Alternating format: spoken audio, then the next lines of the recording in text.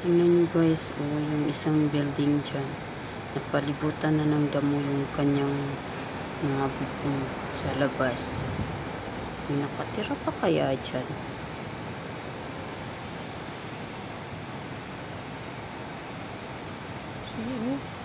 Posible naman yung mga nakatira dyan. Mapayag na ganun yung labas ng bubong nila. May ahas na dyan.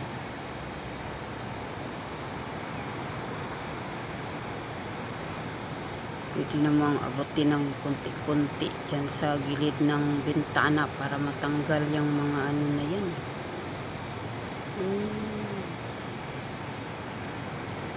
May ahas na dyan sa lugar na yan. Bundok kasi.